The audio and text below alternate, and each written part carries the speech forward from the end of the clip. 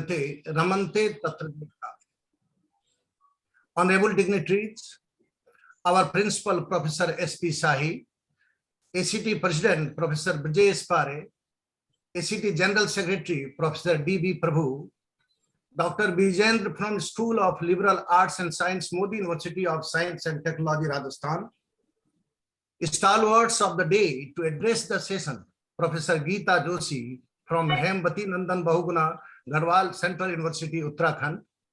Professor S. Velmati from NIT Trichy, Tamil Nadu. HOD Chemistry of our college, Professor Tripti Gangwar.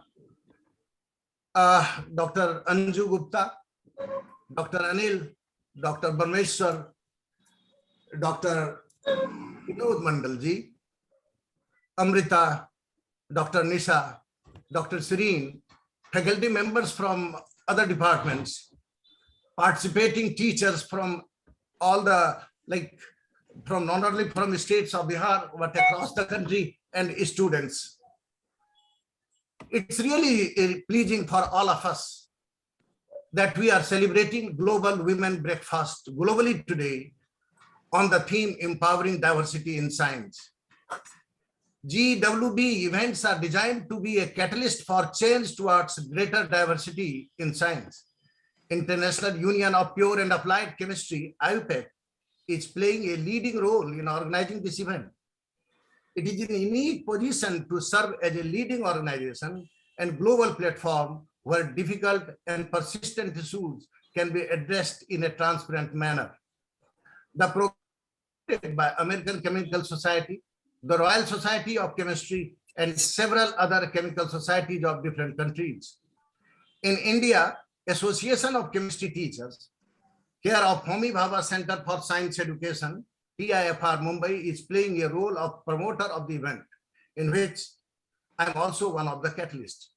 It's good to share that India is taking a lead in terms of number of participating institutes. We, the faculty members of the Department of Chemistry, AN College, Patna, along with our students under the aegis of DBT Star College Scheme and UBA program, in collaboration with ACT, avail the opportunity in celebrating the event on the topic promoting scientific temper across the social sphere. Before we proceed, मैं आगे बढ़ूं, अनुरोध करना चाहूंगा अपने प्राचार्य professor SP साही sir से कि आप गैदरिंग को एड्रेस करें स्वागत भाषण के साथ। प्रोफेसर साही।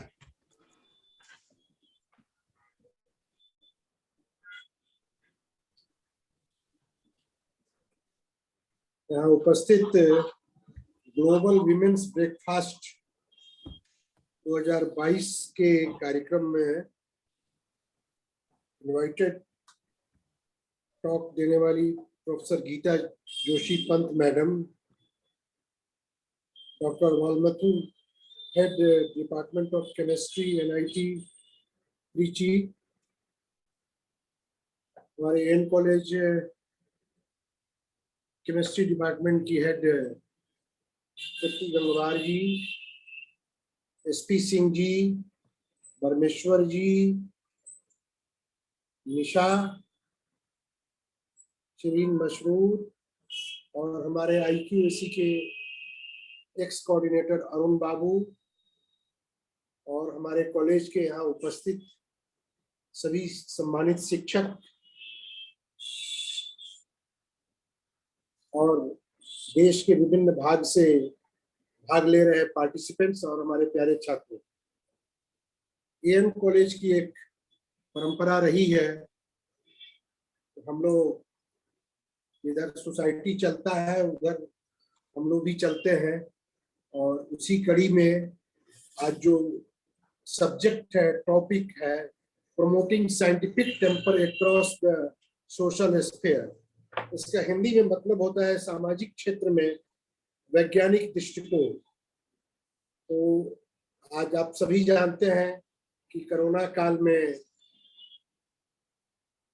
3 साल से हम लोग परेशान हैं, और आए दिन हम देखते हैं अभी तक इसका कोई परफेक्ट दवाई मेडिसिन नहीं निकल पाया है, लेकिन इलाज इसका हो रहा है, खासकर अपने देश में आयुर्वेद की मदद से हमारे वैज्ञानिकों ने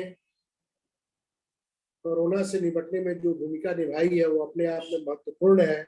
और टॉपिक भी वही है कि वैज्ञानिक दृष्टिकोण चाहे वो किसी भी मतलब स्फीयर में, समाज के किसी भी स्फीयर में है, तो उसमें सबका सहयोग होना चाहिए। और इस कड़ी में आज जो हम लोग डिस्कशन करेंगे ये बड़ा ही लाभकारी होगा। और हम समझते हैं, जहाँ तक एएन कॉलेज की बात है, आप सभी जानते हैं 3 बार ए ग्रेड मिला है और सीपीई स्टेटस है, स्टार कॉलेज का दर्जा भी प्राप्त है एएन कॉलेज को। और मैडम लोगों को मैं बताना चाहता हूँ कि पिछले साल बिहार के गवर्नर ने एएन कॉलेज को बेस्ट कॉलेज का चांसलर अवार्ड भी दिया है। और हम लोगों का सामाजिक सरोकार का दायरा एएन कॉलेज का, हमारे बच्चे किसी भी फैकल्टी को हो, चाहे एनएसएस के जरिए हो, चाहे एनसीसी के जरिए हो, सामाजिक कार्यों में हमेशा लगे रहते हैं। और उस कड़ी में इन्वायरमेंटल साइंस हमारा डिपार्टमेंट हमारा, और खासकर केमिस्ट्री डिपार्टमेंट जो हर साल ये कार्यक्रम करता है, बड़ा बढ़िया सुंदर टॉपिक दिया है कि सामाजिक दृष्टिकोण में क्षेत्र में वैज्ञानिक दृष्टिकोण होना चाहिए। विज्ञान परफेक्शन कहता है, लेकिन समाज की सेवा के लिए वैज्ञानिक जो राय बताते हैं, जो अपना दृष्टिकोण रखते हैं, उससे सबको, सोसाइटी को फायदा होता है। इसलिए इस पर काम करने की जरूरत है। और हम समझते हैं कि आज का जो इनवाइटेड लेक्चर है, दोनों प्रोफेसर गीता पंत मैडम का और प्रोफेसर वेलमती FRSC मैडम का, ये बड़ा ही लाभकारी होगा। और हमारी जो कॉलेज की परंपरा है उसको आगे बढ़ाने के लिए हम अपने शिक्षकों को, खासकर केमिस्ट्री डिपार्टमेंट के शिक्षकों को धन्यवाद देना चाहता हूँ, सुभाष बाबू को, तृप्ति गंगवार जी को, कि आप लोग बैठते नहीं है, कुछ न कुछ करते रहते हैं। और इसी वजह से साइंस के इंडिया टुडे रैंकिंग में कॉलेज को बिहार में पहला स्थान प्राप्त हुआ, देश के अंदर 37वां स्थान प्राप्त हुआ। इसलिए आप केमिस्ट्री के तमाम शिक्षकों को, आप तमाम केमिस्ट्री के शिक्षाविदों को मैं बधाई देता हूं और धन्यवाद देना चाहता हूं कि आप ऐसे कार्यक्रम करते रहें। और खास करके आज के 22 फरवरी, ये 16 फरवरी का जो डेट है, हर साल की भांति आप लोग मनाते हैं, इसके लिए मेरी पूरी शुभकामना है। और हर तरह से कॉलेज एडमिनिस्ट्रेशन इस प्रोग्राम को कराने के लिए, आप लोगों को सुविधा देने के लिए, मदद करने के लिए तैयार है। इन्हीं सब बातों के साथ मैं आपको पुनः धन्यवाद देता हूँ, आपको शुभकामना देता हूँ कि आप लोगों ने एक बड़ा अच्छा टॉक रखा है, जो कि हमारे विद्यार्थियों के लिए, शिक्षकों के लिए बड़ा ही लाभकारी साबित होगा। धन्यवाद। थैंक यू प्रिंसिपल साहब।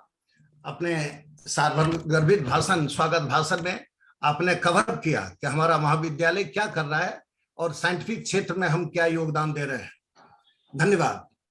Now, the status of women in India has been subject to many changes over the span of recorded Indian history. The value of a civilization can be judged by what it gives to women, starting with Yatra Narasti Pujyante Ramante Tatra Devta to Swami Vivekananda's quote, "The best thermometer to the progress of a nation is its treatment of its women. There is no chance for the welfare of the world unless the condition of women is improved." And further to the term women empowerment and the result thereof, we can infer that there is need to build a network of both women and men working together to address the barriers and inequalities faced by women. The celebration of Global Women's Breakfast, the United Nations Unit for Women's Gender Equality and Empowerment, and many other events organized locally or globally awaken us in the context of women's empowerment. With us today is Professor Geeta Joshi of Garhwal Central University, who will address the audience on women, scientific achievement, overcoming social taboos, recent context. Professor Geeta is the university professor and former head of chemistry department and dean of science, Garhwal University. Not only that, she Professor Geeta has coordinated students' participation in NIUS campus, involving in question framing of National Olympiad examination, participated in IUPAC conference in Glasgow, Scotland, Elsevier conference in Spain, and so many other actually spheres she has done, contributed a lot in the field of science. May I request Professor Geeta to address the session, please? Thank you, Dr. Singh. Am I audible? Yeah. Okay. So I thank the organizers to give me the opportunity to interact with the audience. Good morning, all the participants.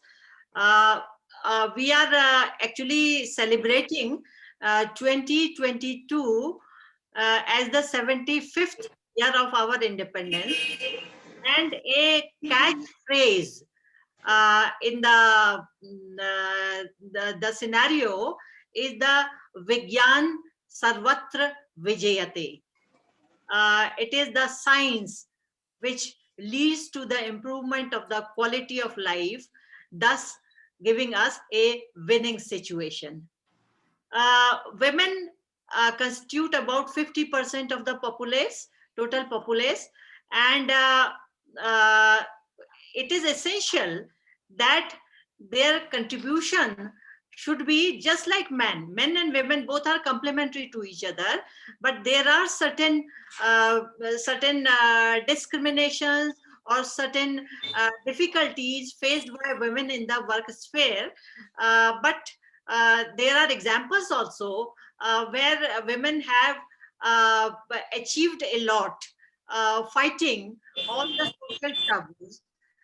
So today I am going to speak on the women achievers in the past 2-3 centuries, including the contribution of women in the present COVID-19 situation. I would like to share my screen.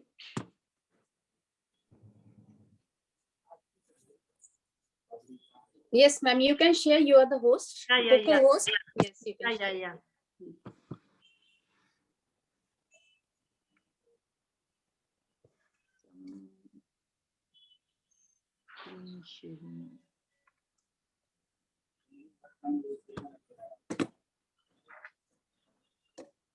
Are the slides visible? Yes, ma'am. It is visible. Okay. I'll go to the slideshow and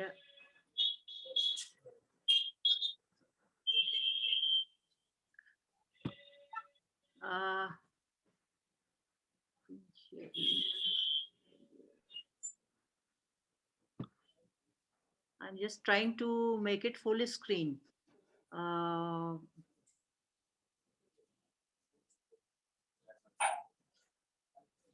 Choose slideshow, then it will be, I think, full screen. That is on the upper this thing, slideshow. The slideshow from the start. Yes. Okay. Are these Yes. visible? Full screen? Yes, ma'am. Yes, Okay, ma'am. okay. So the title of my talk is Women Scientific Achievers Who Won Over Social Taboo. Recent context also.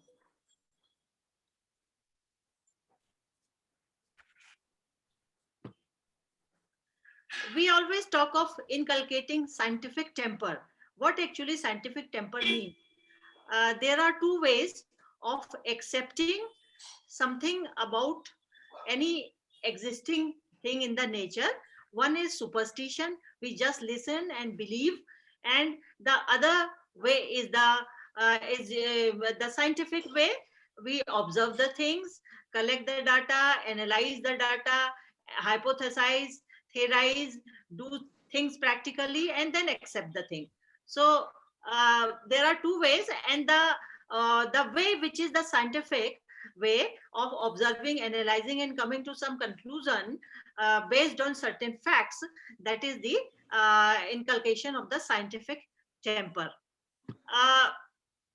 So science helps us analyze rationally, critically, based on certain facts, and to find solution to our problems. If we look back to several years, we'll see that once there was no electricity, no way to prepare your food. You have recently you have got internet. Any information you want to see, you can just browse through your browser and get it. So science is bringing solutions to the problems prevailing in the society consistently, and this way it enhances the quality of life also. Science also develops various skills for the future jobs. You see, by and by, automation is being done in every field, and the jobs, some jobs which were initially considered to be very traditional, they are vanishing, and new jobs means you have to be computer friendly, you have to learn dealing with the online things, and so on, so way. So skills, various skills are to be developed for the future jobs, and this also helps in the individual's progress and progress of the nation's economy. Inculcating scientific temper, the word scientific temper, it is also included in our constitution in the 51A H. So what are different STEM subjects? STEM means science, technology, engineering, and mathematics. The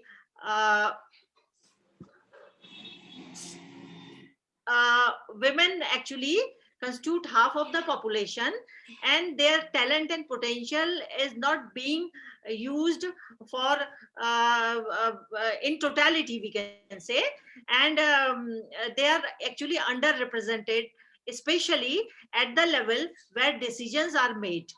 Uh, their larger participation uh, is expected to bring diversity, creativity, and a different perspective in researches also. Uh, Now, for pursuing the STEM subjects, what we require, it is grit and determination, and a great focus on the things. There should be curiosity, and when we say curiosity, it means questioning consistently to the self, to others, and to the situation. So consistent questioning is also a part of the virtue which leads to pursuing the STEM subjects, and persistent hard work, of course, patience, and creativity. In fact, one has to come out from the comfort zone to the uncomfortable situations also to find something. And it is said that in the field of observation, chance favors only the prepared minds. Now, how much is the global and Indian participation of girls in STEM subjects? World over, 33% women researchers are there. Globally, female students enrollment in information and computer technology is about 3%. Natural sciences, mathematics, statistics about 5%. In engineering, manufacture and construction about 8%. This uh, uh, this is slightly better if we consider some West Asian countries like Bahrain. It is 41.3%, and in Latin American countries also, the percentage of researchers, women researchers, is higher. European Commission, 40% of the university graduates are women, and around 32% researchers. And according to World Economic Forum, 14.3% women researchers are there in India.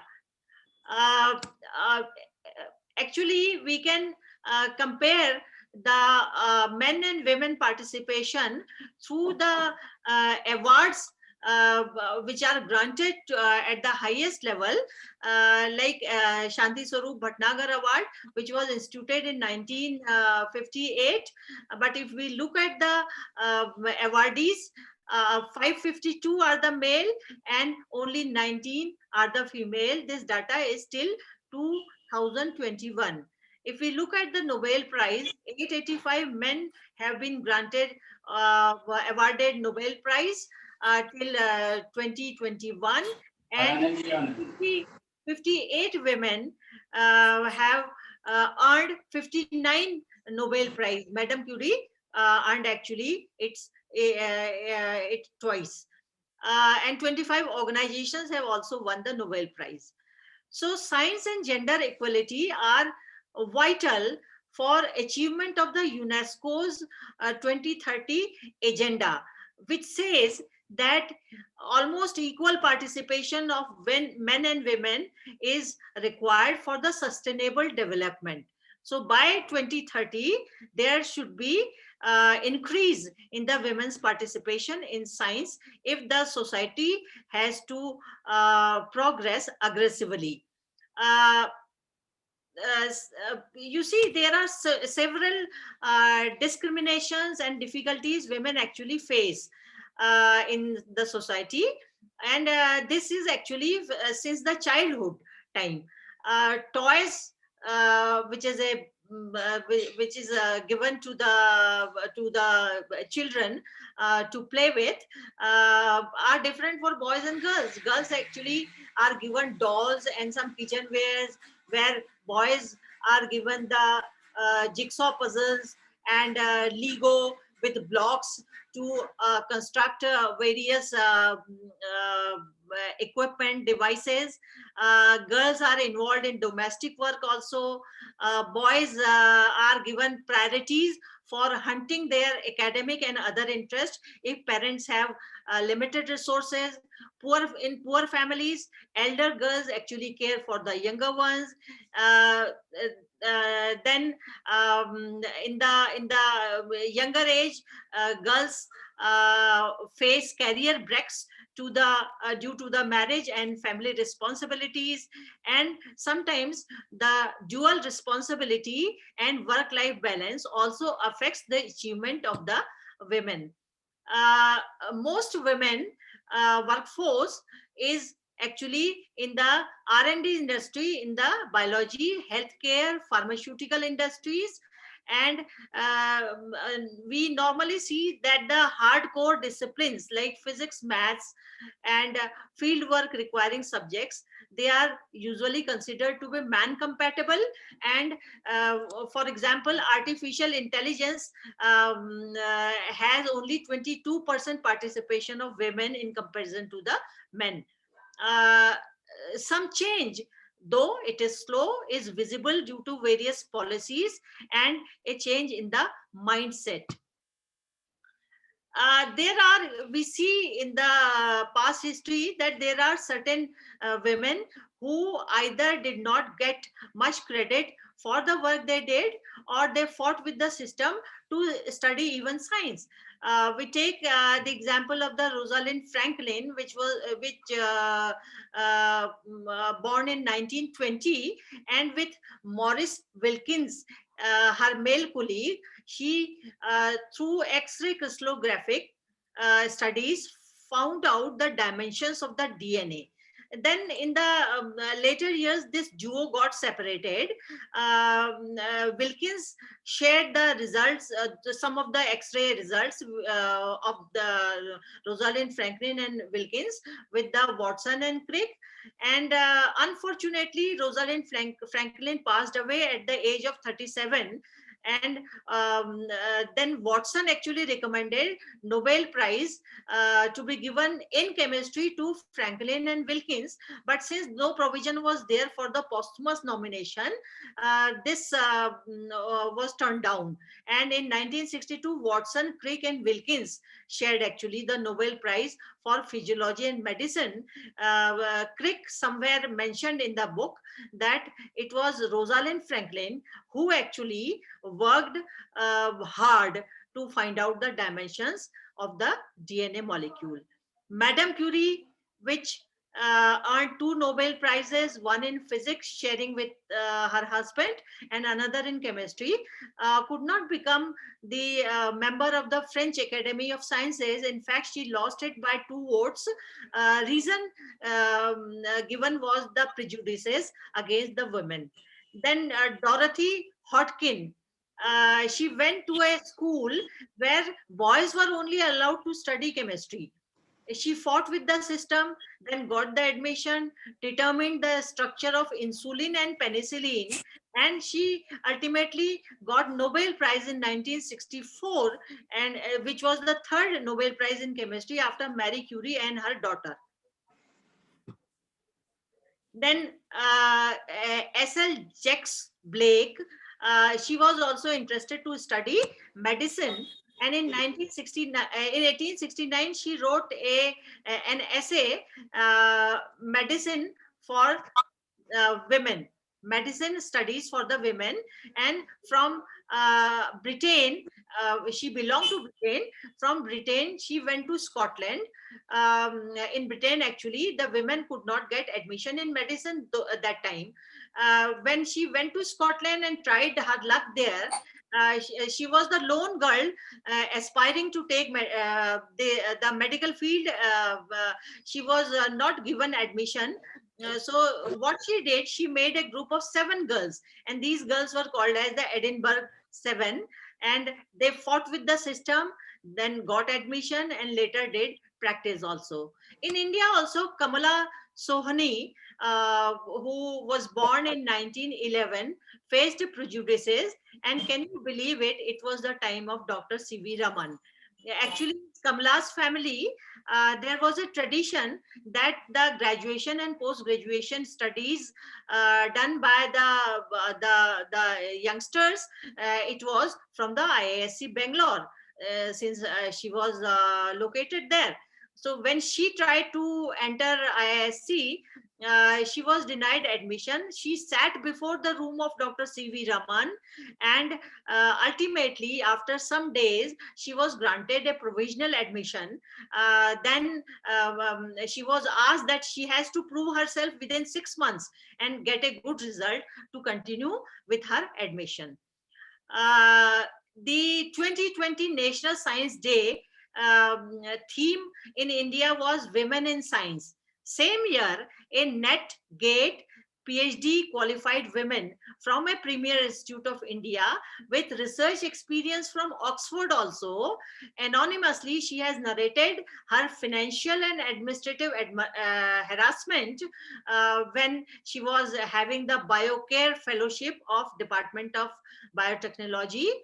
And she has attached all the proof of emails she did with the institute in fighting that kind of harassment. We all know about Gagandeep Kang, who is the first FRS from India, a virologist. She also speaks about gender discrimination in science. She once said that she was addressing a all men conference, and she faced frequent interruptions by all men. When then she stopped them, saying that she was actually chairing the session. Dr. Kiran Majumdar Shaw, who is a businesswoman, very reputed businesswoman with sharp business acumen. She was also a medical aspirant, but she could not get admission in the medical college run by the government. Because of some financial pressure, she was interested to get into only the government college. So she did BSc in zoology from Bangalore, and then her father suggested her that she should go for post-graduation in brewing and fermentation. Her father was also practicing brewing and fermentation. So she went to Australia, Melbourne, which is attached, which is close to a small township, which is called as Ballarat. And in Ballarat Advanced Institute, from there, Kiran actually did her post-graduation in brewing. It was considered to be a man compatible subject.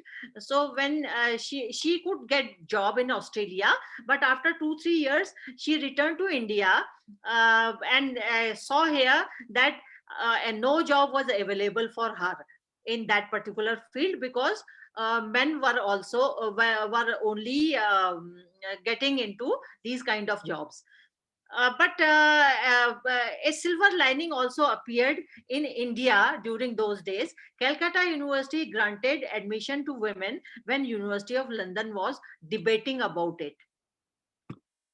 Uh, so normally it is said that when you see the footprints of some inspirational models, then you can also go ahead and get inspiration to work hard and achieve like those women. So we look at now the achievers which are actually inspirational role models in women. And the first one, um, first field I'm taking is the space science and research. Normally it is said that the most intelligent persons, they enter space science and atomic energy. So we look at some models, role models. The first is Dr. Tessie Thomas. She was born in 1963 and was one among the 6 siblings. She had natural flair for the mathematics and physics, and due to financial burden in the family, she took a loan of rupees 100 only per month from the State Bank of India for doing BTech in Government Engineering College, Thrissur. And this scholarship actually covered her tuition fees. Then she did her MTech in guided missile from Institute of Armament Technology, Pune, and then MBA in operations management, PhD in missile guidance from DRDO. And DRDO actually in 1988 named her as the missile lady because of her involvement in the projects of Agni 4 and Agni 5 missiles. And she is actually regarded as the first Indian women scientist to head the missile project. She won the Lal Bahadur Shastri National Award for her scientific achievements. Next one is M. Vanitha, who was born in 1964. These are the ladies who are still working in their organization. She did BTech in design engineering from Gindi, and then started her job as the junior engineer in Harvard in hardware testing and development, testing and development, and at ISRO for over 3 decades. And she was the first woman to lead the interplanetary mission of the ISRO, Indian Space Research Organization, led telemetry and telecommand divisions of the Digital Systems Group of ISRO Satellite Center, was Deputy Project Director for satellites Carosat-1, OceanSat-2, and Megatropics. Then she was made project director of the mission of Chandrayaan-2, and she won the Best Women Scientific Award in 2006. Then Ritu Karigal Srivastav, who was from North India. She was born in 1975 and belonged to a middle class family, brought up in Lucknow. She did her BSc and MSc in physics from Lucknow University and master's degree in aerospace engineering from Indian Institute of Science, Bangalore. 1997 onwards, she is working as a scientist in ISRO. She was Deputy Operations Director in the MOM project, that is a Mars Orbiter Mission project or Mangalyaan project.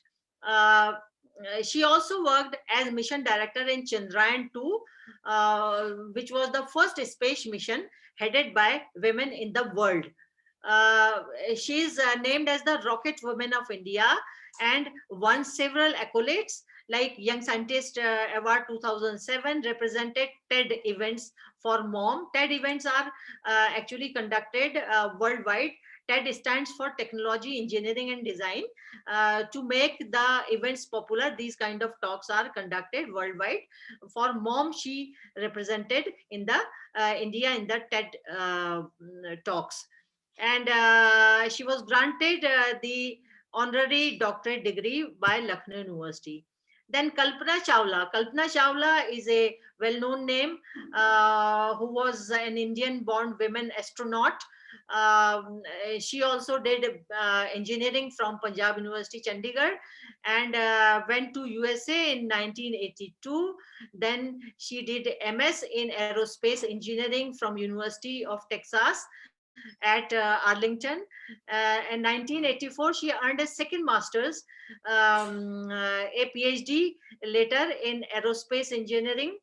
And then in 1988, she joined NASA Ames Research Center, research on the computational fluid dynamics. And she was made a robotic arm operator. She functioned as a robotic arm operator in the Space Shuttle Columbia in 1997. And we all know that in an unfortunate incident, when a piece of foam actually got attached with the fin of the spacecraft, entering into the space, coming back from the space, the aircraft actually got burnt, and in that disaster we lost Kalpana Chawla. But certainly she is a role model for all women aspirant for India. So these were some women who stood in science, then in space science and atomic energy field, etc. Then women achievers in biological sciences. We know Janki Ammal, though she belonged to 19th century, she was a DSc that time. She earned a DSc that time and worked in the field of cytogenetics. She developed a sweeter variety of sugarcane, and authored some books also. And she was given a civilian award, Padma Shri, in 1977.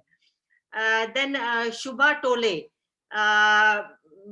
She studied from Mumbai and also from Caltech and Chicago, worked as a faculty in, since 1999 in TIFR, and several accolades and awards are on her name, including the most coveted science award from India, that is the Shanti Swarup Bhatnagar Award in 2010.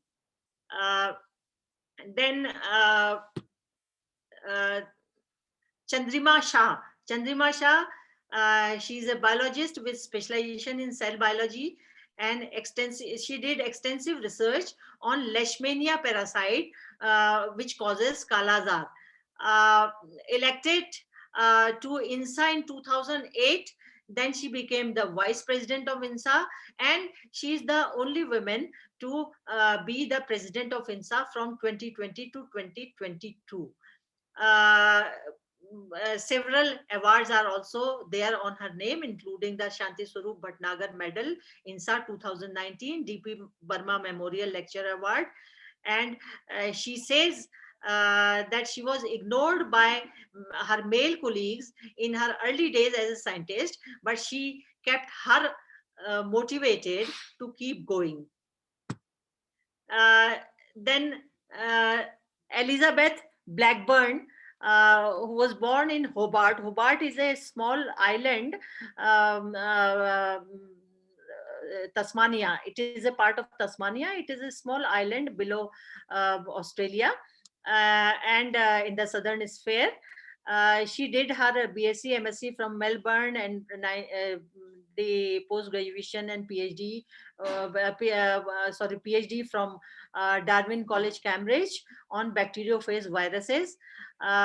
She also taught in University of California and worked on telomeres. Telomeres are actually non-coding buffer regions, ends of the chromosomes, and they are during the chromosome replication, they are shortened. They do not code for any protein. She earned Nobel Prize in 2009 in Physiology and Medicine with 2 other fellows for reverse transcriptase family of, reverse transcriptase family of enzymes telomerase. And George W. Bush made her a member of the President Council of Bioethics, but she was a strong supporter of the use of human embryonic stem cells in biomedical research, which actually became controversial at that time. And in 2004, she was removed from the council by President Bush. Then Kiran Majumdar-Shaw. I told you that she did her post-graduation in brewing, which was a field occupied by male those days. But due to her own scientific acumen, starting by the investment of only rupees 10,000,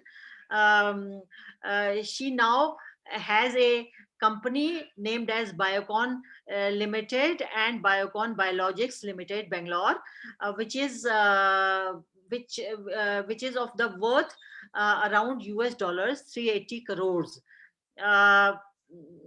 She encourages various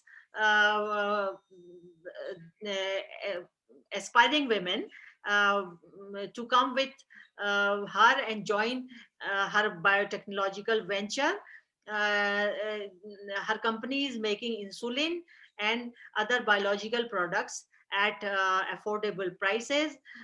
She has been chairperson of IIM Bangalore also. So this is a administrative part which she looked over. She was awarded Padma Bhushan and Padma Shri, and her name actually stood among the 50 most enlightened businesswomen of the world by the Forbes magazine once. Then Professor Archana Sharma, she had some advantage because she was born in the, she's no more now, she was born in the family of academicians, and her father and grandfather both were professors. She did MSc and PhD from the University of Calcutta, and in 1960 she was the second woman to earn a PhD degree in botany. She has reputation of being a good biologist and cytotoxicologist.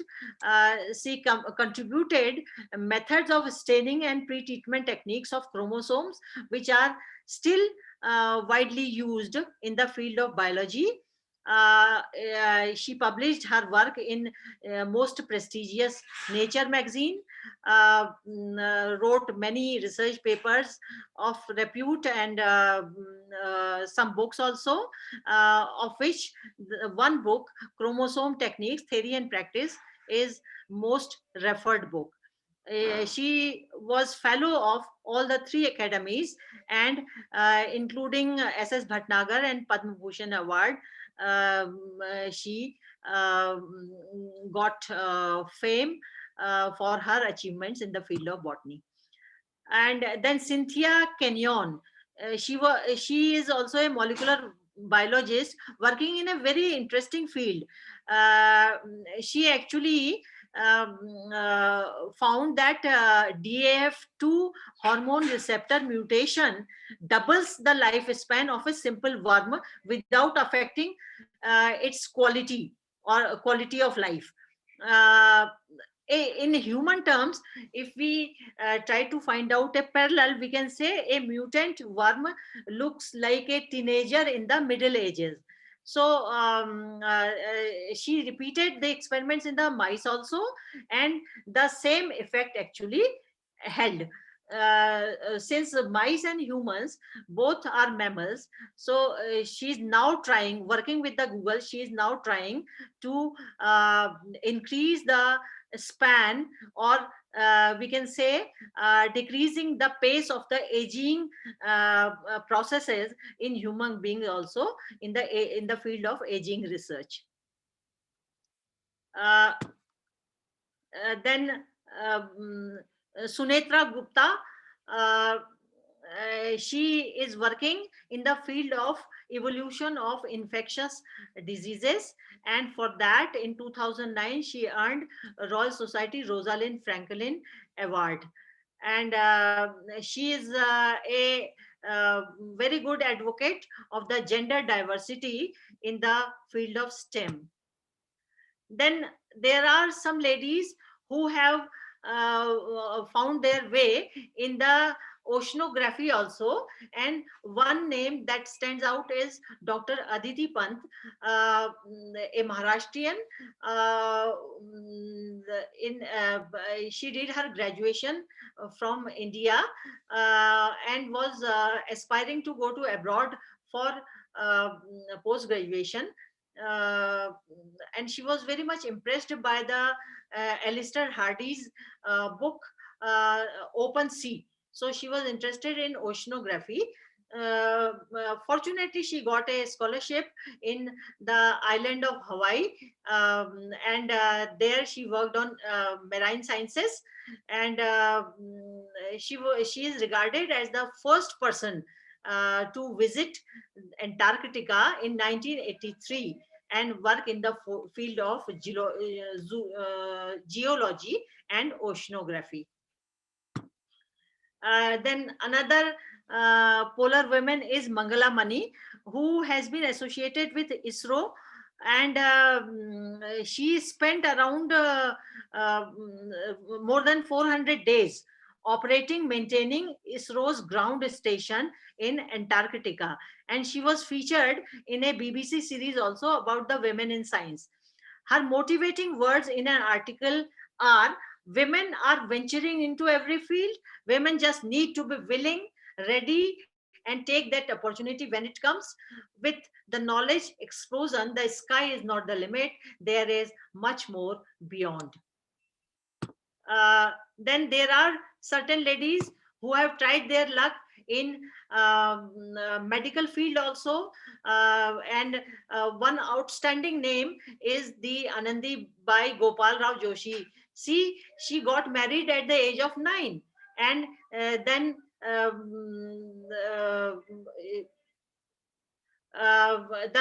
husband was a widower and was about 20 years older than her.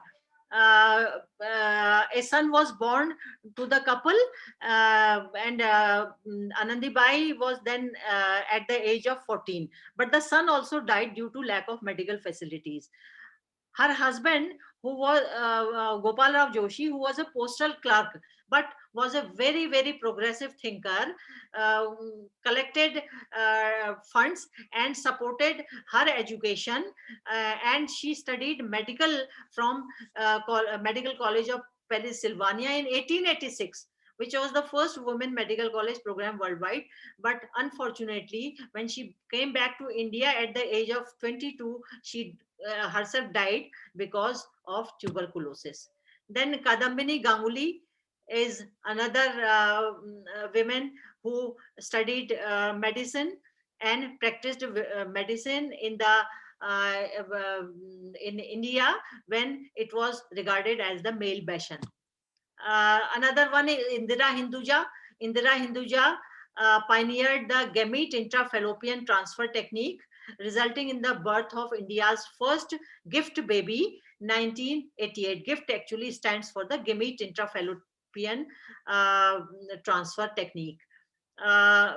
She also developed in vitro fertilization technique, and this resulted in the in first baby in 1991, and she also earned a Padma Shri, the Civilian Award of India.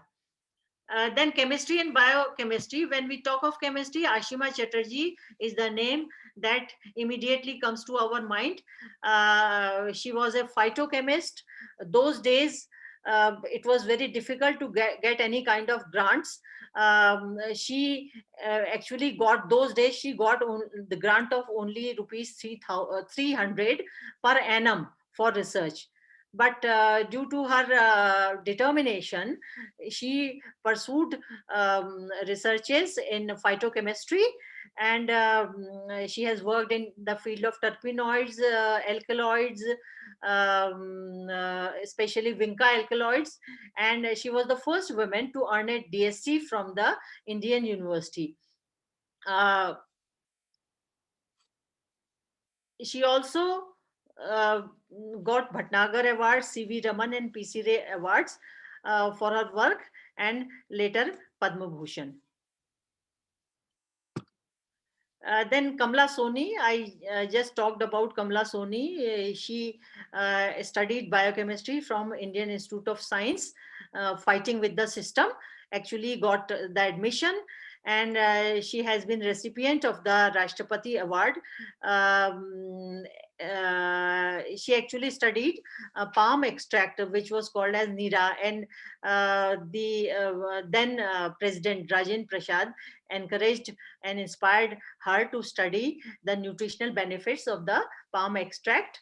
Then she received the Rashtrapati Award. She has been Assistant Director of NRI Kannur in India, and retired as the First Lady Director, Institute of Science, Mumbai. Then there are certain ladies in the field of physics, mathematics and engineering also. Bimla Bhuti is the name, born in 1933. She worked with Nobel laureate Professor S. Chandrasekhar of University of Chicago, and then she worked at various NASA centers also. In India, she headed the plasma program from 1970 to 1993, and she has been director of the plasma physics at ICTP Tri-State Italy from 1985 to 2003. First women physicist fellow of INSA and TWAS, Third World Academy of Sciences, and she was founder of the Plasma Science Society also, and became its president in 1992-93, instituted many awards for the young women scientists. And then Professor Rohini Godbole. She has been also visiting professor in ICTP, CERN, Hamburg, Netherlands, etc. She also occupied van der Waals chair at the University of Amsterdam, Netherlands. She also participated in programs to make women aware in science, co-edited books, Lilavati's Daughters, Women Scientists of India, and another one, A Girl's Guide to Life in Science. Many awards and hello. Then Nina Gupta is a youngster. She is working as a professor in Indian Statistical Institute, Calcutta. And at the age of 35, she got the Bhatnagar Award. In fact, she is the youngest to get the Bhatnagar Award. She has also got the Abdus Salam ICTP Prize for Young Mathematicians from the Third World countries. Then Rajeshwari Chatterjee. So if you look at the literature, you will find many examples which actually function as the role models for the women. Anna Mani is again another one. Then A. Lalita. Then Almitra Patel. She initially worked in the field of abrasives and cement, then shifted her attention to the environment. And at the 84 years, she became actually the air pollution activist. Then Kamakshi Shivaram Krishnan. This is a name who is heading a drawbridge named company in a very fast growing, it is a very fast growing company in Silicon Valley in USA. And she actually works in artificial intelligence. So this is a very regarded as a very difficult field, where only you can find 22% of the women in comparison to men. And she has also been listed among the 50 top business leaders in Forbes magazine's list in 2018. Then Nina Tandon, she is also a co-founder of the Epibone. Interestingly, they are developing human bones from the stem cells. Suppose if stem cells of an individual is used to grow the bones, they actually match with the physique of the person. This is a very attractive field. And her company has been capable to repair bone defects, bone loss type of things, and she was awarded Marie Claire Award in 2013. Then you see, present period is a very difficult period. We have lost many lives all over the world. India also stands second in the row of loss of life. And economies have shattered, employment's gone, and environment is loaded with many type of medical waste.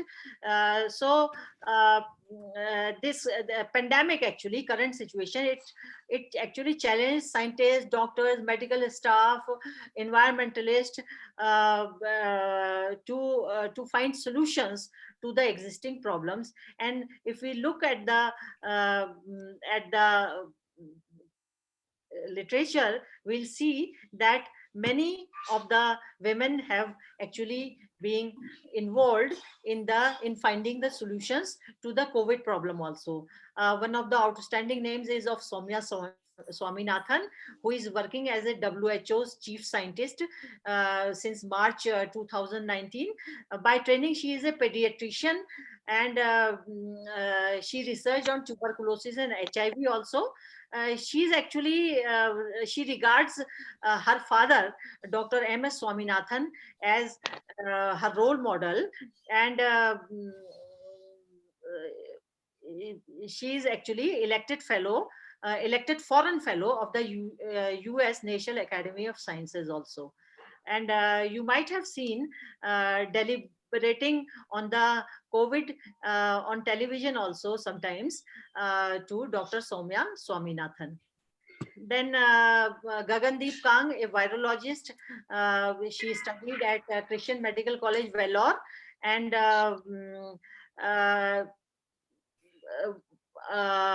first Indian woman elected as the FRS. And in since 2020, she is an ex officio member of the working group on COVID-19 vaccines also. Then Minal Dikhave Bhosle, she is also a name by virtue of her dedication towards her work. With her team of 10 people, she developed a kit PathoDetect based on rapid antigen test, and submitted her test in a record time of 6 weeks, just before a day earlier. When she submitted the kit, after a day, she delivered a baby girl. And this kit actually is, with regard to the imported kit, it was very cheaper, and her dedication is reflected in her contribution. Then another 14-year-old Indian American, she has also she has identified a molecule which selectively binds to the spike protein of SARS-CoV-2 virus and inhibits it. So for her work, she got a Young Scientist Challenge Award. Then Dr. K. Sumati. She is working as leading the R&D wing of the Bharat Biotech company, the company which, along with National Institute of Virology and ICMR, developed the Covaxin, which is regarded as the purely indigenous vaccine of India. Then Dr. Neeta Patel, she is also heading a vaccine team. Then Dr. Priya Abraham, she is the director of National Institute of Virology, Pune. She is also an alumnus of CMC Vellore. Her contribution is isolation of the deadly coronavirus, which helped in further understanding of the disease better and finding the treatment regimens. Then there are certain other names also: Dr. Nivedita Gupta, Dr. Uma Madhusudan, Chandrabali Datta, Dr. Shifa Mohammed, Dr. Sarah Gilbert of Oxford. She was involved in the development of the AstraZeneca vaccine, which came in India by name of Covishield. Then there are Özlem Türeci, then Kizmekia Corbett. They also contributed in one way or the other in the vaccine development. And the most important is the Nobel Prize given to the two ladies duo, Emmanuel Charpentier from Berlin, Germany, and Jennifer Doudna. They actually developed a CRISPR-Cas9 gene editing technique. CRISPR stands for clustered, regularly interspaced short palindromic repeats, which is regarded as a signature in the form of DNA present in the virus, present in the bacteria when a virus attacks the bacteria. And they actually isolated this, and for this discovery, which is regarded as a gene editing technique and is being used in many fields, Indian scientists at IGIB, Institute of Genomics and Integrative Biology, with Tata Group, they actually developed a test for the COVID-19, which is called as Feluda. Feluda is a detective character from the Satyajit Ray films. And this test is regarded as a low-cost paper-based test, which gives result in 30 minutes only and is much cheaper than the RT-PCR test of the COVID-19. Then there are 3-4 ladies who got involved in science and science administration also, and the foremost name that comes to my mind is Dr. Manju Sharma. In still at this age, in North India, we find her as the chair in most of the conferences. She has been secretary to Government of India, Ministry of Science and Technology, member Biotechnology and Planning Boards of Odisha and Gujarat, Himachal Pradesh. She has been elected member of the Executive Committee of ISCA, Indian Science Congress Association, Vice President and later President of the National Academy of Sciences. She has been the only woman to occupy this position at NASI, Allahabad. And she has been a winner of various awards, including E. Norman Borlaug Award and Fellow of TWAS.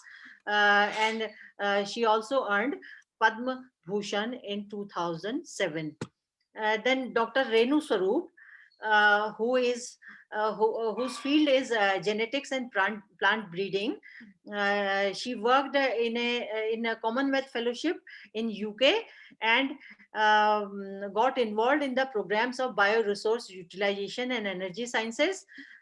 She has been fellow of Academy of Sciences USA, and earned many awards. And she is a member organization for women in science and is an advocate of encouraging many women in science.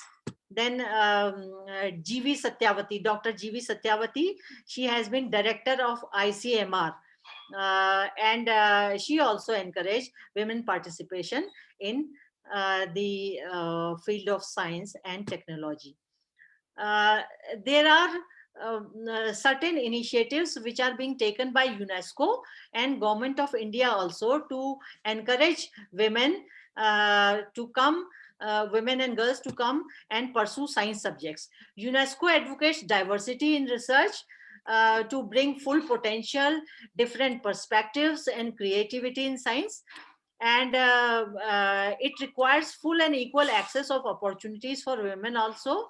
um, it is all, UNESCO is also strengthening networks of women scientists, and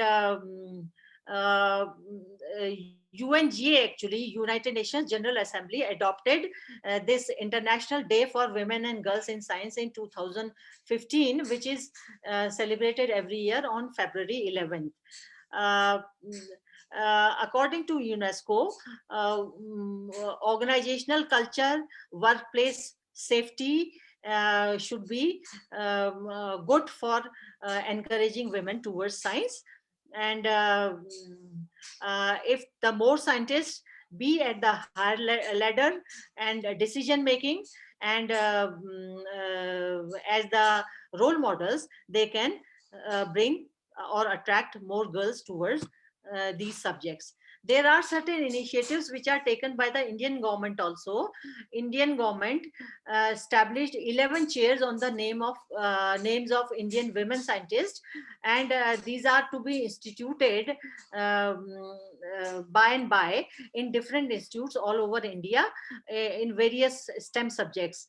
And in this, the chair will get a grant of rupees 1 crore per annum for research, a recognition to the past. It is regarded as a recognition to the past eminent women scientists. And it is felt that this kind of these kind of chairs could attract women and girls towards STEM subjects. Actually, these chairs were the news about these chairs was there in a DD News in 2020. There are certain fellowships given by the UGC also for unemployed women with PhD degrees to accelerate talented instincts of women to carry advanced research. Duration of the scheme is 5 years. Further extension is usually not given. Slots available are 100 per year, and this is the application process. You can find it out on the website of UGC, and then fill it up and submit it for getting this. DST also encourages the participation of women in science and technology, especially for those who women who observe break in their career by motherhood or other family responsibilities. And the facilities available to the women in age group 27 to 57, and this gives them a way to return to the mainstream. One of such schemes is Kiran, known as Knowledge Involvement in Research Advancement Through Nurturing, and it has various different parts: WOSA, Research in Basic and Applied Science; WOSB, Science Technology Interventions for Societal Benefit; and WOSC is Internship in IPRs for the self-employment. So these are a few references I have gone through. And I thank again the organizers for giving me the opportunity, and also the IUPAC for this Global Women Breakfast. And thank you all the participants and audience for your kind attention. Any question is welcome. Thank you very much, madam. Progressive society is the result of scientific temper in its citizen, rightly said by Professor Geeta. She has beautifully covered inspirational role models of women achievers, including their contributions during current pandemic. Thank you very much, madam. Now we have with us another stalwart speaker with us, actually Dr. S. Velmati from Tamil Nadu. Dr. S. Velmati received her PhD from the University of Madras. After the PhD, she received postdoc fellowship from AIST Japan, worked for 3 years at National Institute of Advanced Industrial Science and Technology, AIST, Tsukuba, Japan. Currently, she is professor in the Department of Chemistry, National Institute of Technology, Trichy. She holds visiting professorship in institutes like National Institute of Material Science, Japan, Dong-A University, Busan, South Korea, National Chicago Chung University, Taiwan, and University of Connecticut, USA. Received the prestigious Tamil Nadu Young Women Scientist Award 2012 for Chemical Sciences. Also selected to receive the INSA Bilateral Exchange Fellowship 2015. She is an elected fellow of Tamil Nadu Academy of Sciences, Chennai, fellow of Royal Chemistry of Science, Royal Society of Chemistry. Her major research area of interest are asymmetric synthesis, chemosensors, and catalysis. She will deliver today a talk on capacity building women leaders in higher education. I must welcome Professor Velmati. Namaskar to everyone. So at the outset, I would like to thank Professor S.P. Singh and Professor Swaminathan for suggesting my name for this Global Women Breakfast Program. And thank you, Madam Geeta Joshi, for your wonderful lecture on women achievers in the recent context, those who have overcome the social taboo. And we all should feel privileged that we don't have that much difficulties that our elders have undergone. We are almost now families are allowing women for education and other things. So thank you for your wonderful lecture on showcasing the achievements by the women. So you made my job easier.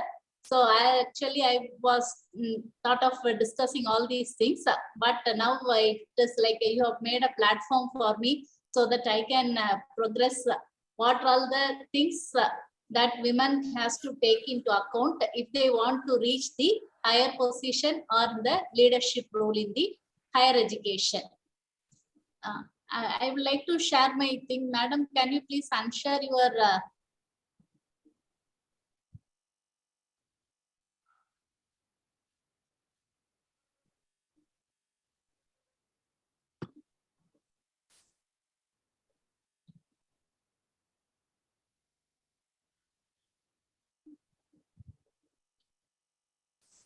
I have come out from the screen. yes, madam, I am sharing my.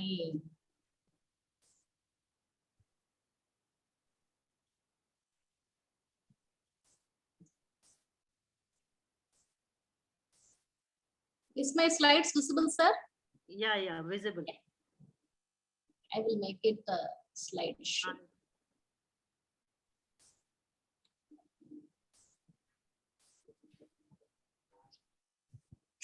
So actually the topic that I want to discuss today is capacity building for women leaders in higher education.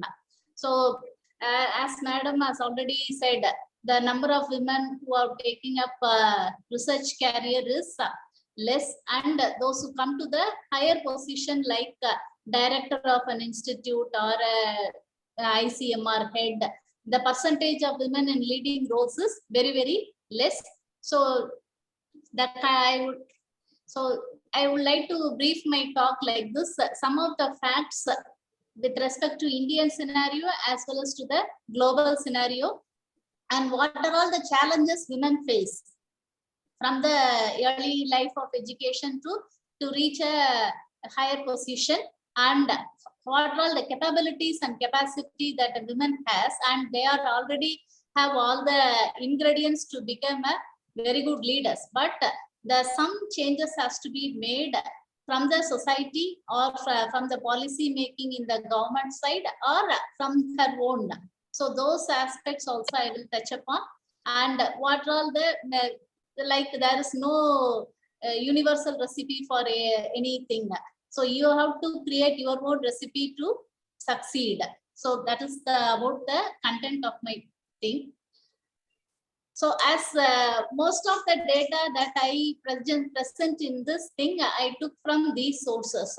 So actually this is my first talk on a topic of such one, because so far I have given lectures on research topics and on research methodology and many other things. But this is really a new one for me.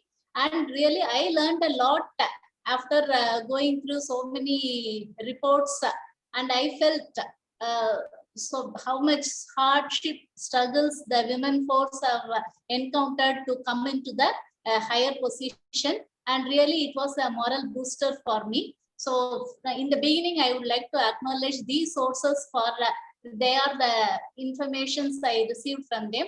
Like there is a Women in Science program by the Indian National Science Academy, Rohini Godbole and Bamji. They are all created a database on how many women are there and those things. The Women in Science INSA survey report and the DST task force report and UGC report on women participation in science. So most of the data that I will be presenting is from these sources only. Some may be a little bit old, kindly excuse me for that. But madam has given the recent trend up to 2021. So if you see the gender distribution, so women are in no way inferior than anyone from the education. See, if you take the, whether it is a doctorate or an MPhil or a postgraduate or an UG, in all the cases, the number of women undergoing the education is almost on par with the men. Under MPhil, if you see, the female is a higher percentage of around 60% compared to the male counterpart. In PhD also 60-40. So the number of women coming in for a higher studies is very good.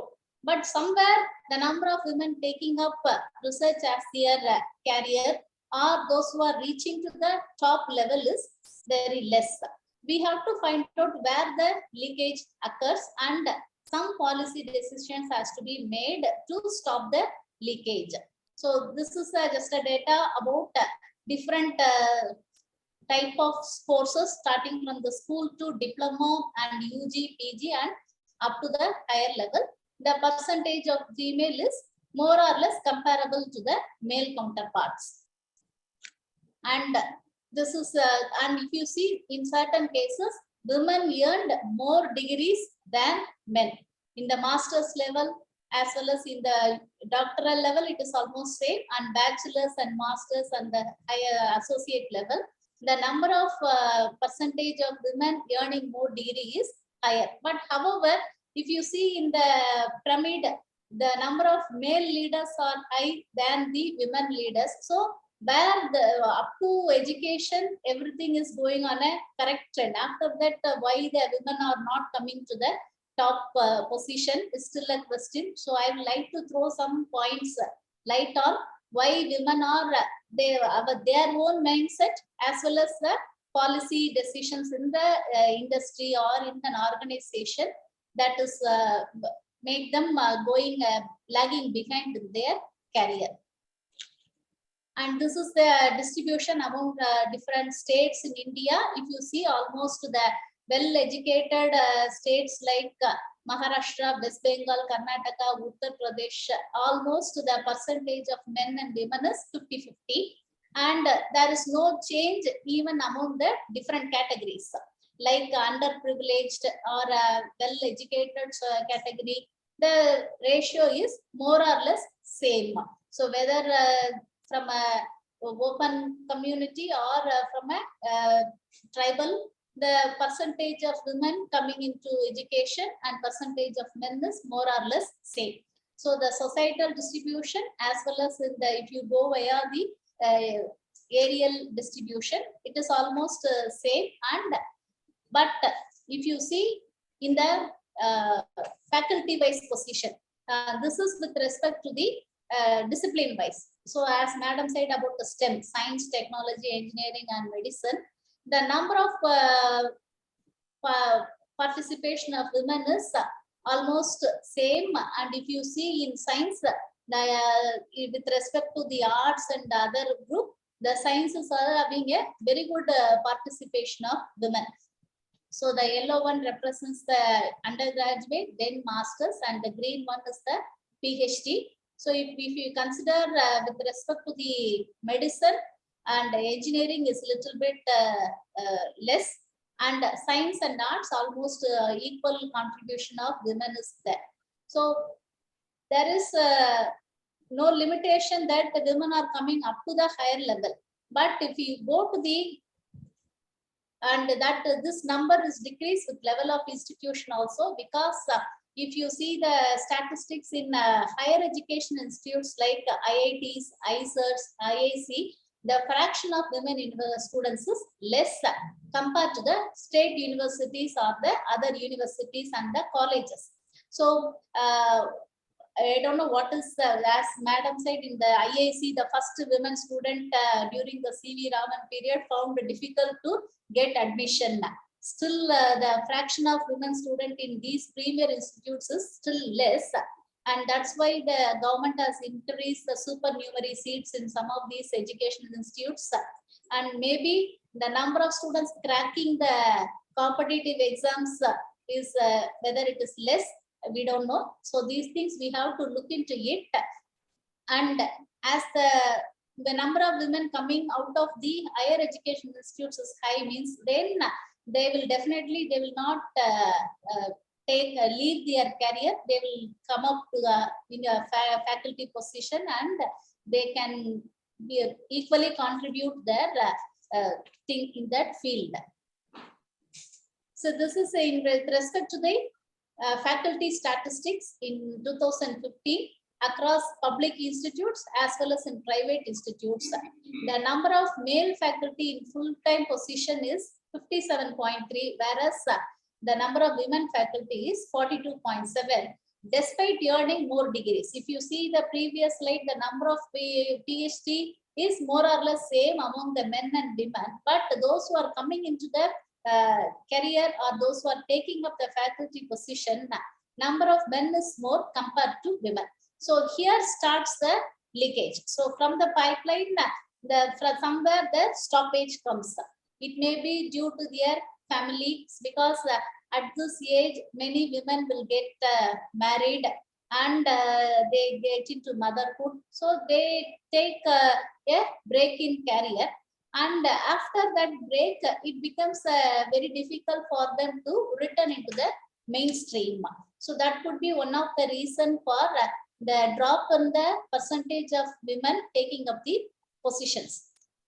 And if you see some colleges and universities, number of women faculty is more, because a lot of women colleges are there. But if you take a higher educational institutes like IIT or IIC or central universities, the number of women faculty is still in a very less percentage.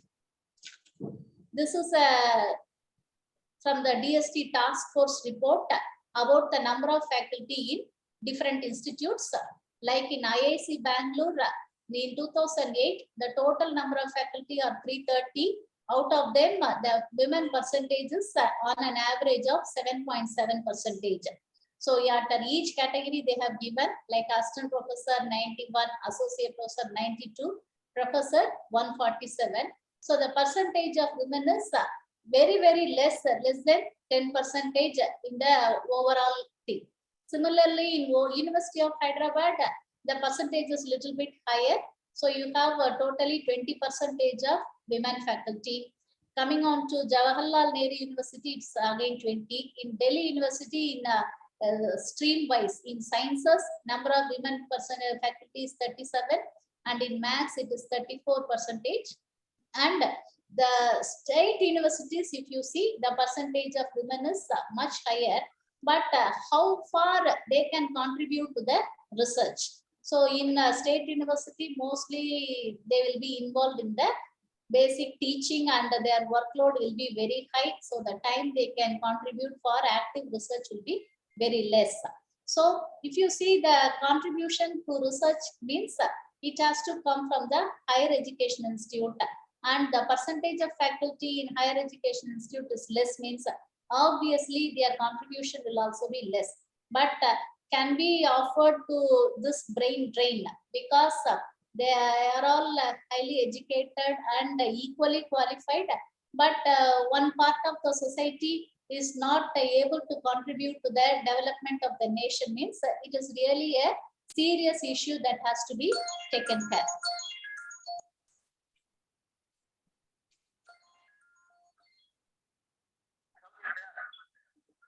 Just a minute. So this is with respect to the number of women in different organizations like Department of Biotechnology, ICMR, DST, DAE, CSIR, DRDO, and ICAR. So the percentage is not even with respect up to 50%. The maximum is around 32% in DBT, and in ICAR it is less than 10%. So the number of women in different organization has to be lot of improvement is still needed. If you see in terms of number, in CSIR, if the total scientist is 4,556 means the percentage of women scientists is only 16. If you consider ICAR, it is 2,000 out of 2,378, only 14% of the women are scientist position. And in DRDO, so whatever women achievers we have seen in the earlier presentation, they are almost like 1% of this entire pool. If around out of 4,500 scientists, one Manju Sharma was able to become the director of the CDRI Lucknow. But there are many unsung heroines who could not make up to the top position. We must take the role models and we must see where we lag behind and try to achieve the higher position. So after seeing all these data and the statistics, what is the conclusion we can come to is the presence of women students in schools and colleges and their level of achievement is high. And we know every year when the CBSE declares a result, the percentage of girls passing is higher than the boys, and the percentage of those who come in the top position is also girls are making into the top. And the NEET achiever or JEE main, everywhere the girls are making their presence. However, when it comes to higher education or in the higher position, their position is in academics is still in a very low percentage. So the serious leakage in the pipeline from college to the universities, those who are going to college is 40% means those who go for higher education is around 25%. And from that 25% who take up the successful scientific career is only 10%. So somewhere we have to stop this leakage. And if you, the INSA has taken a survey among those who could not take up their career or those who could not pursue their career, when they asked what was their reason, only 3% of them have said that it is due to the family responsibilities, and the rest 66% said they did not find the suitable jobs which will commensurate with their experience or the expertise. So the policy decisions and then the societal change is very important to make these 66% to come to the mainstream research. And already Madam said about the awards and the number of Bhatnagar awards and number of women in the higher education position. See the representation in science academies like National Academy of Sciences, Indian National Science Academy, or Indian Academy of Sciences, it is only about 5 to 10%. And in the prestigious awards like Bhatnagar Award or in the civilian awards, it is very, very less, like 2%. And there is only one woman president in the academy in the 75-year history of 3 academies. And many of the IITs never had a women director so far. We have so many Indian Institute of Technology, so many NITs, but the number of women directors we can count in numbers. And but slowly the situation is changing now. But there should be a platform where a level playing platform for both men and women should be there. Then only, and if more women are there, means then the perspective of how they see the other women employee will be changing, and they should be involved in the policy decisions. I would like to say one small example here. There was an Indian Young Academy of Sciences was initiated around some 5 years back in 2015. They made the eligible criteria as women or men within the age of 35. I spoke to one of the important policy maker of that academy, and I told them, sir, at least make the age for 40 for women, because women they finish PhD and then they go for postdoc, and by the time they settle in a job, they cross 35. And if they need to make some impact in the scientific field to be included in this young academy, at least they need some 2-3 years of time. So please make the age bar as 40 for women. They say, no, it is 35. We have kept it common, and nothing can be done. If some women is there in the academy, means that they could have really understood the problem, and that policy might have been changed. So to understand the difficulties what a woman can undergo, a women director or a women president should be there, so that they should be involved in policy decisions. In country like India, most of the decisions for women are taken by men. That is the scenario. So that should be changing, and situation is changing now, hopefully. So as madam said, out of the 552 Bhatnagar awards, only 19 is given for women, and that too mainly in medical sciences, biology and mathematics, and academic fellowships like Indian Academy of Sciences and Third World Academy of Sciences, very, very less in number, and 2 women founding fellows for IASC, and INSA have 1 woman, and IASC never had a woman president. That is the situation which should change. So in the globally, if you see, the US women hold 24% of senior leadership positions, and in China, women hold 51% of senior leaderships. So China is really making a good impact in giving equal contribution for women. And if you see, whenever it comes to women leadership, the 2 terms you will be commonly hearing: breaking the glass ceiling. So everybody feels the women are, they themselves do not want to break the glass ceiling and do not want to come out of it. Actually, there is no glass ceiling exists. It is the mind set. So we have to break the glass ceiling. And then motherhood penalty. Women, they themselves feel that we have to take care of the family, we have to take care of the children. So it's not like that, and this gender stereotypes has to be changed. So there is nothing like women work and men work, and everything can be handled by everyone. And really, women who want to take up a career as their passion, they can have to train their family in such a way that they accept that my mother is a working woman, she is a researcher. So like that, the family will understand, and family has to support. So it is a responsibility of the individual women to create their own support system. So what steps have been taken so far? So this is the statistics available. And we know that only a very less percentage of women has been given representation.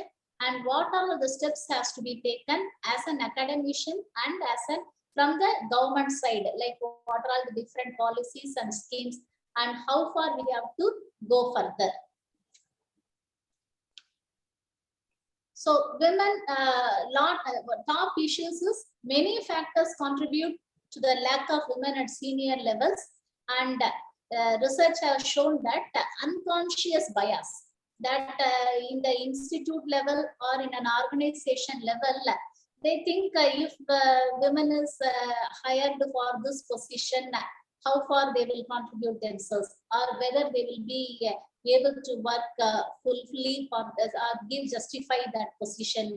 So like that, in their mind itself, they have a unconscious bias. It is a male compatible work, and this is not compatible for a women. So that thing has to go. Then only you will get more women in the key positions.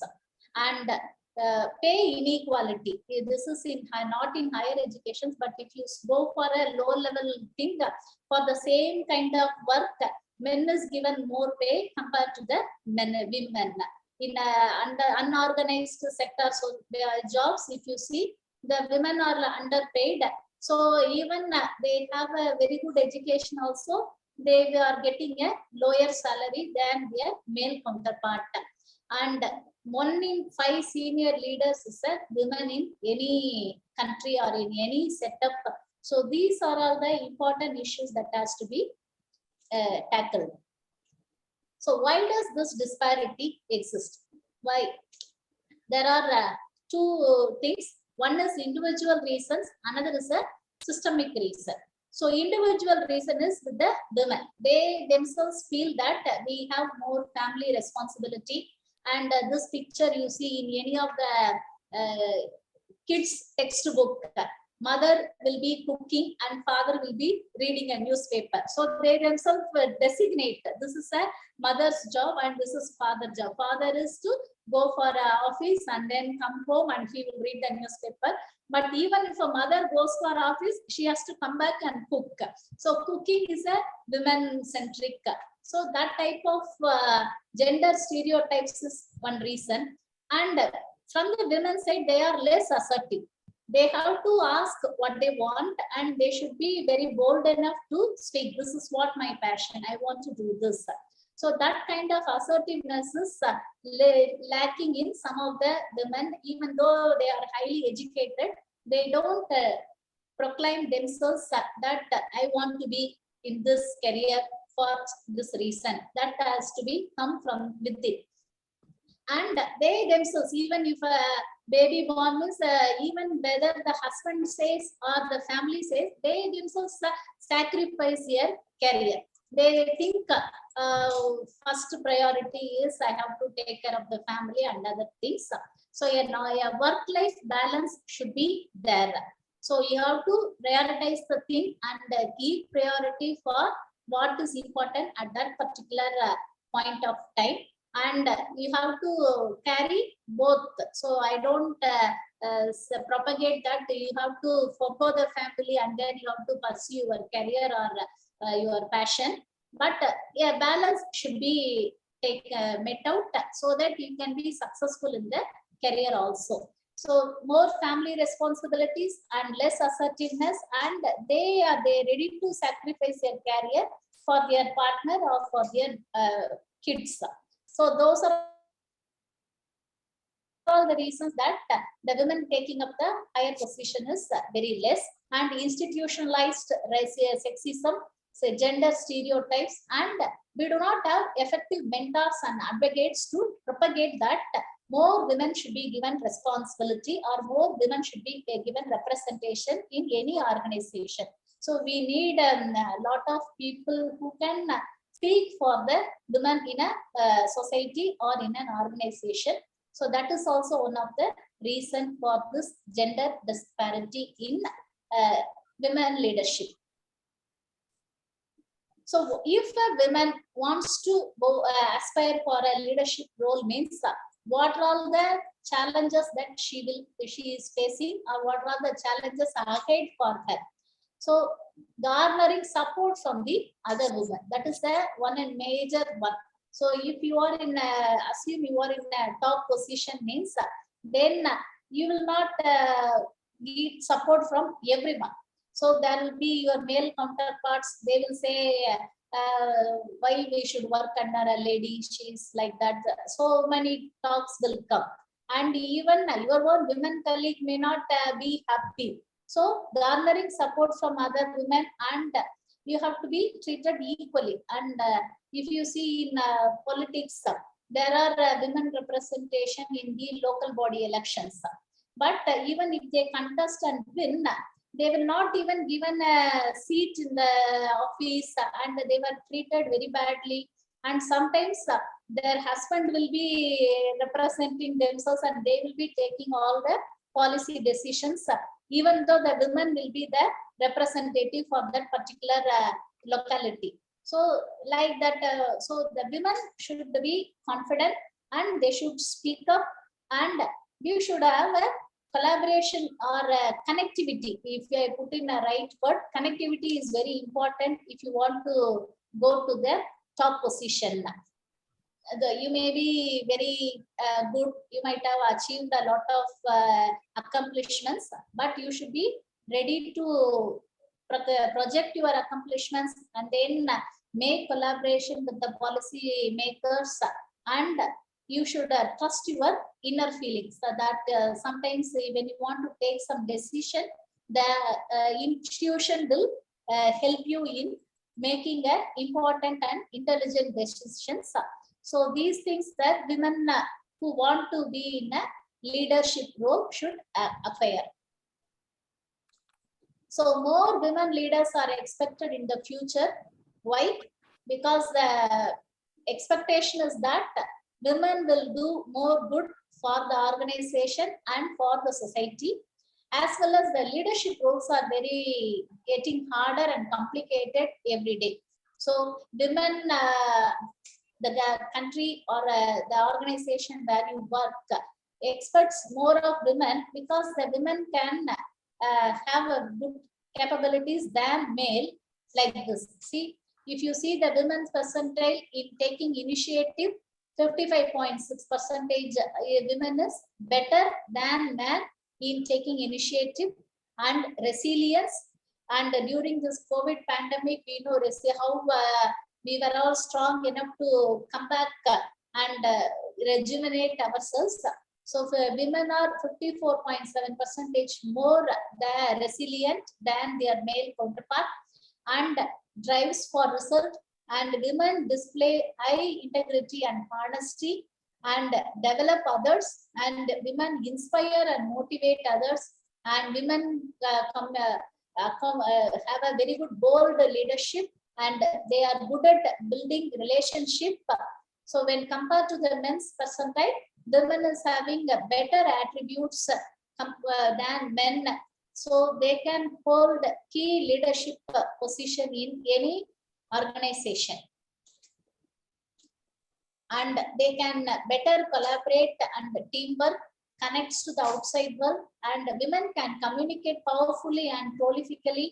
They can solve problem, and they can solve problem with a mother's touch. That is also an important aspect for a women leader, and they can have a technical and a professional expertise.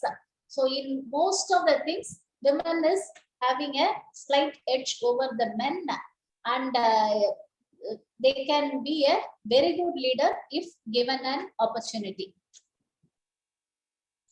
So how can women can advance? So for example, there are a few persons who have taken up research or higher education as their passion and into a very good career, and they want to go to the top level means what are all the things that they should inculcate in them. So create a vision and conduct a self-assessment of your own professional strength and weakness.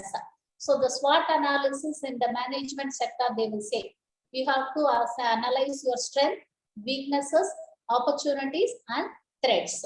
So you develop a vision, and for example, I want to become a director, or head of this an organization means in how many years you want to achieve that, and for that what are all the eligibility condition and how far you should develop yourself, and you have to create a complete objective and how far you will fit into that thing. If you have some colleagues who are already into a leadership position, you can contact them and ask for how to apply for this or how to approach, and you can have your mentor for your professional advancement.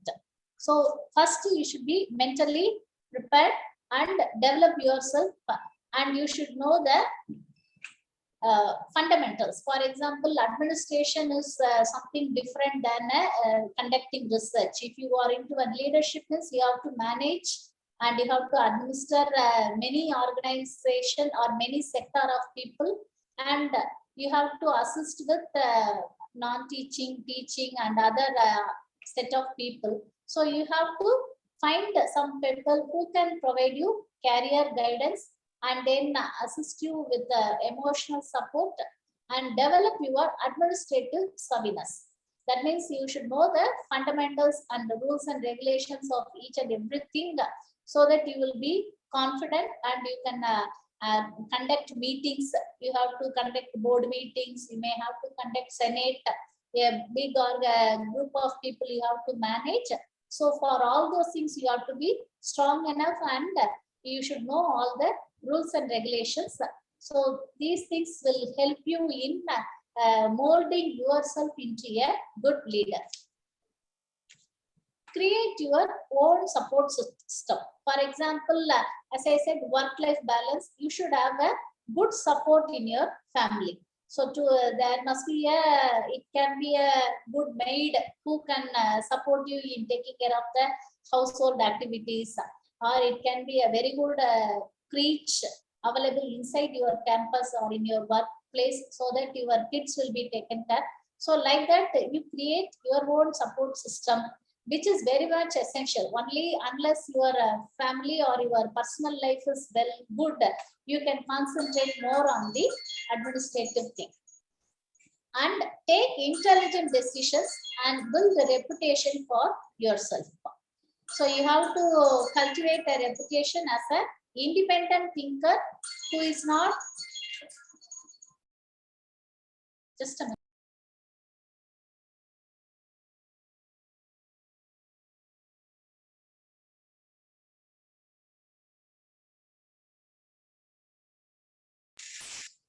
Okay. Cultivate a reputation as an independent thinker who is not afraid of others. Because as a leader, you have to take many decisions. So diligently you have to act. There may be a incident or something may happen at a time. So those things you have to act very fastly, and you should decide, you should take your own decisions and seize opportunities to collaborate with the other leaders, and you can funding to support your career development. Like you have to travel for other, and you should be ready for hardworking, because top position is not a easy one. It will be having your 24/7 commitment and time for that position, and you should be ready for all those things. And you can apply for funding for traveling, for attending conferences, or continuing your education, or attend some workshops to capacity building your thing, or to rejuvenate your research collaboration. So you should be ready for the anything, and normally, and you should set your bar slightly higher than your capacity. For example, if you know that you can reach this many, please raise your bar. And there is a small saying, even a doll can be cooked well only in a pressure cooker. So some kind of pressure is needed for you to achieve your fullest potential. If there are no restrictions and there are no pressure from outside means you will not know what is your real capacity is. So some pressure from the yourself, you can keep your bar higher, or some pressure from the your peer group will make you to achieve your potential in a better way. So you keep yourself your bar high enough, and set clear goals, and be confident, and see yourself as a leader.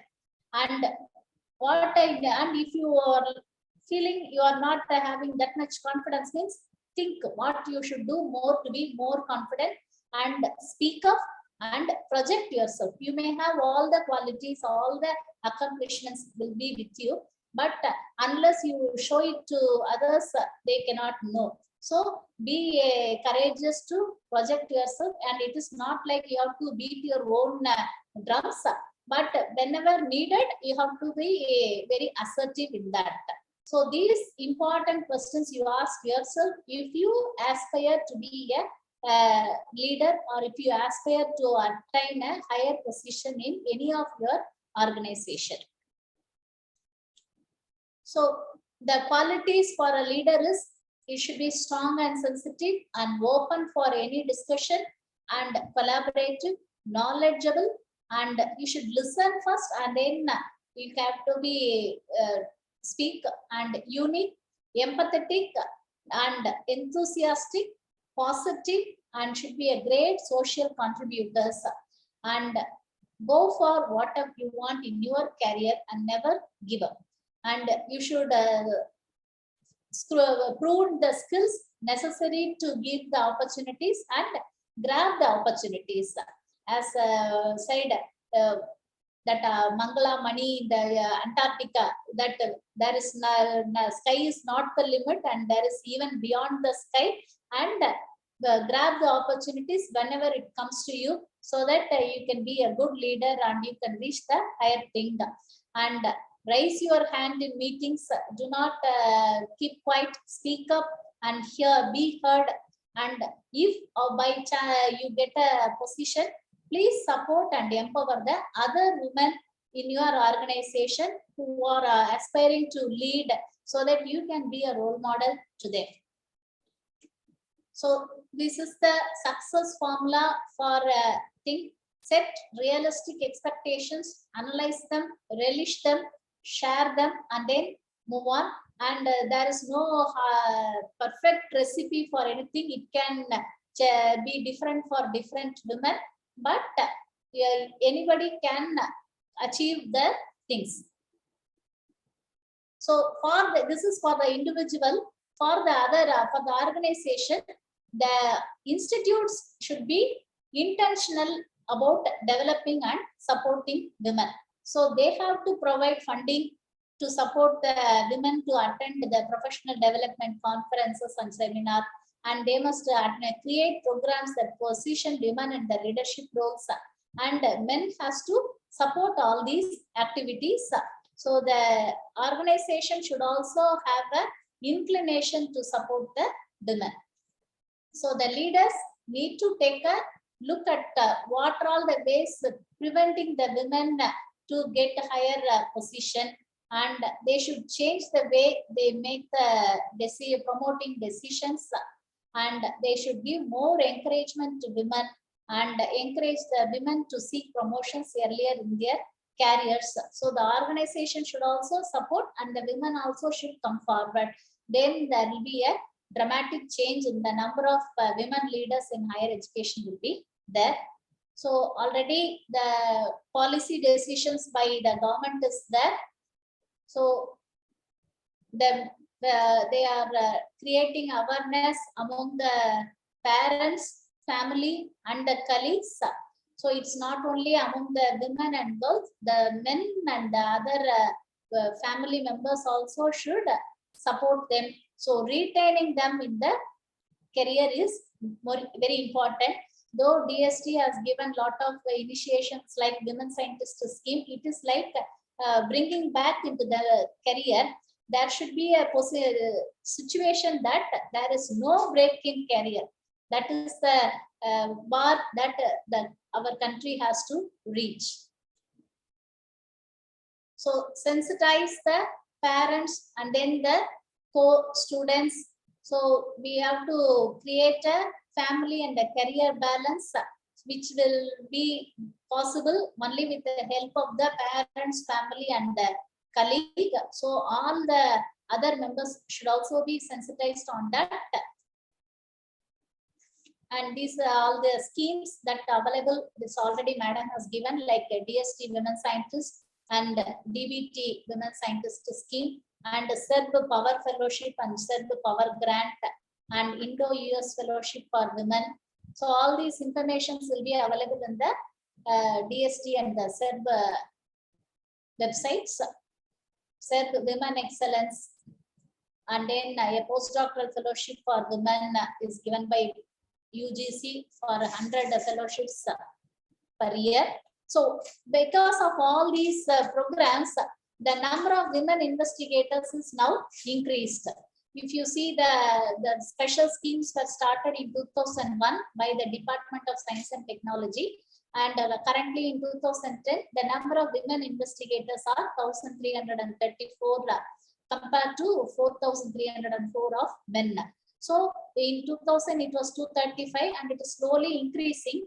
But these are basically like for the women who have a breaking career.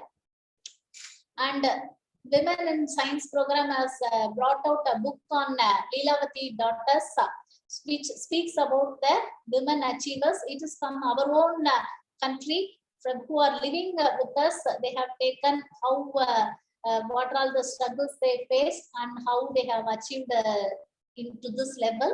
So it is already done by the Indian National Science Academy. So all three academies have come together and form a common panel, that is Women in Science.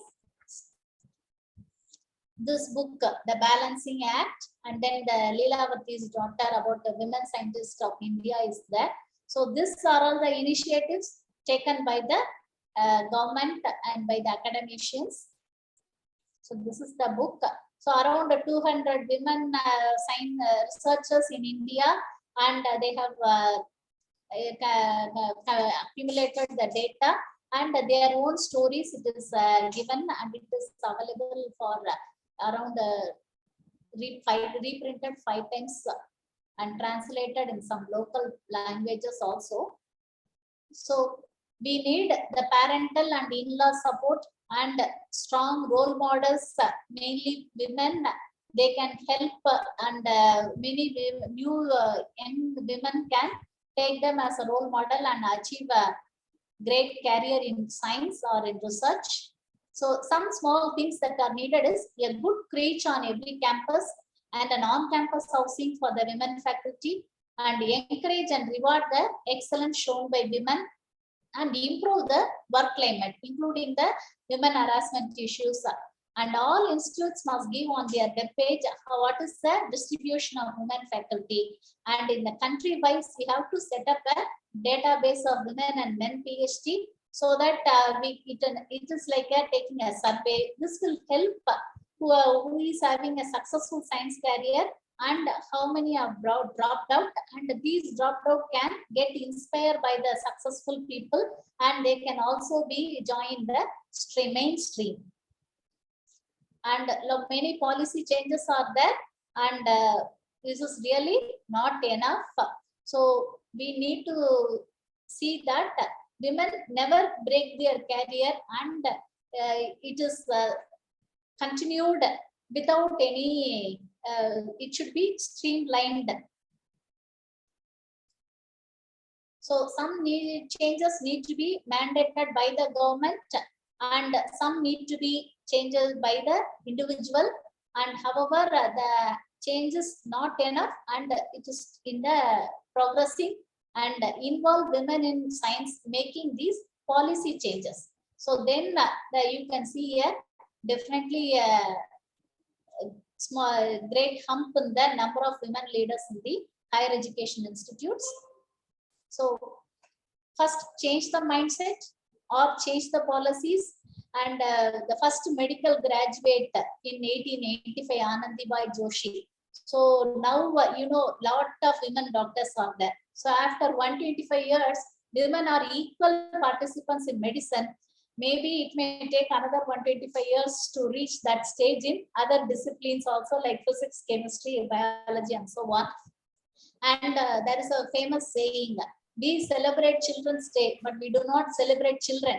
Similarly, we celebrate International Day for Women and Girls in Science in February 11th, and National Science Day and International Women's Day. Instead of celebrating these days, let's celebrate the women so that they will also be our equal and reach their dreams. So I thank you all for your wonderful opportunity and patience, and I'm happy to answer any of your questions. And really, it is a thought-provoking and eye-opening presentation for me, because I worked a lot to get this data, and it is really a good thing. And I hope I will be one of the role models for many of the young generation in the coming years. Thank you all.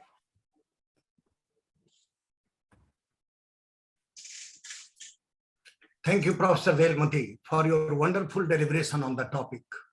She has presented really a glimpse of capacity building women leaders in higher education. On key leadership capabilities, women are rated better than men, she said. She even pointed out rather, the challenges for aspiring women in leadership role. Good practical tips were given by her. Thank you very much, Professor Velmati again. Before I proceed further, requesting the head of the Department of Chemistry and College Patna, Professor Tripti Gangwar, to extend vote of thanks, I must make an announcement. I may point out something, that this event is not ended today by this time actually. It will continue. The event in nutshell includes lecture series, project-based learning, technology outreach, strengthen the spirit of inquiry in a continual manner in campus and out campus. It will go on even after today. How to promote scientific temper across the social sphere, we have made our minds actually to go by this way. We need to know the heritage through the lens of science. We have to make the people exposed to scientific ideas. Need to promote applied research in employment and entrepreneurship. As I said, technology outreach as enabler for inclusive, sustainable, and affordable healthcare. Strengthen the spirit of inquiry and human beings' quest to understand nature.